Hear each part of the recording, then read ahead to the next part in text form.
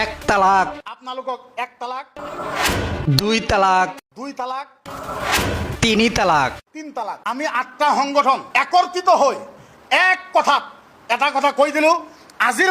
আজিৰ পৰা স্পষ্ট ভাষাৰে কৈছোঁ, আজি এই 8টা সংগঠন আমি 16,000 জোনাত একত্ৰিত হৈ আলাপ আলোচনাৰ মাধ্যমত আজি ক'ব বিচাৰোঁ, অসমৰ সন্মানীয় সাংসদ MP ৰকিবুল হুছেইন ডাঙৰীয়া আৰু বিৰোধী দলৰ দলপতি ৱাজিদ আলী ডাঙৰীয়াক আজি আমি এই 8টা সংগঠনে মাত্ৰ 3টা শব্দ আপোনালোকক ক'ব বিচাৰোঁ যে আজিৰ পৰা আমি এই জোনাতবিলাকৰ সংগঠনে আপোনালোকক এই প্ৰেছ মিটত গুৱাহাটীত আজিৰ তাৰিখত আপোনালোকক এক তালাক, দুই তালাক, তিন তালাক।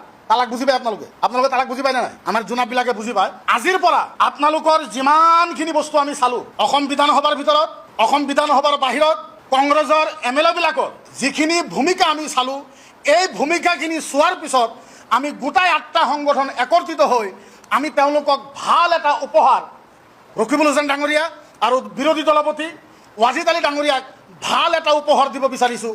সেই উপহাৰটো হ'ল যে এক তালাক, দুই তালাক, তিনি তালাক। তাৰমানে কিবা অলপ হ'লে মানুহে এক তালাক দিয়ে, আমি সিদ্ধান্ত লৈছোঁ যে তেওঁলোকক আমি 3 তালাক দিলোঁ।